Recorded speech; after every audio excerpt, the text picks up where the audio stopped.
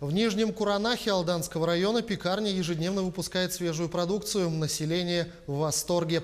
Об этом подробнее в сюжете Татьяны Вахниной. Татьяна Колосова – заведующая производством Нижнекуранахского пекарного цеха. Ассортимент продукции, изготавливаемой в цехе, состоит из 58 наименований. И о каждом блюде Татьяна знает все. Пирожки всякие разные, беляши, вот это состряпано, пицца, сосиска в тесте, шанишка, курники, мешочки слоеные в тесте, пироженки. Кулинарное великолепие выносится в зал с пылу с жару. На полках и на витринах лакомые шедевры не залеживаются. Выпечка расходится, что называется, в лед. Пирожки беру иногда. Пирожки похожи на домашние? Конечно, пирожки вкусные, свежие всегда. Вся трудовая деятельность Татьяны Колосовой прошла в торговле. В 90-х работала в алданском магазине. Последние 1,5 десятка лет трудится в Нижнем Куранахе.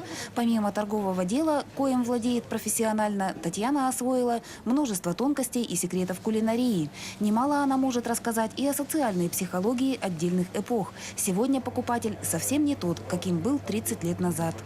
Если честно, изменился. Тогда более такой стал, знаете, выборочный.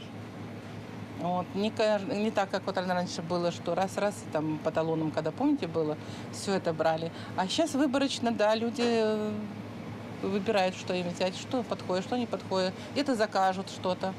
За свою трудовую деятельность Татьяна сделала еще один интересный вывод. Чем лучше снабжение и выше доходы семьи, тем меньше времени хозяйка проводит на кухне, стремясь порадовать близких вкусненьким. Хотя выпечка по-прежнему любима и детьми, и взрослыми.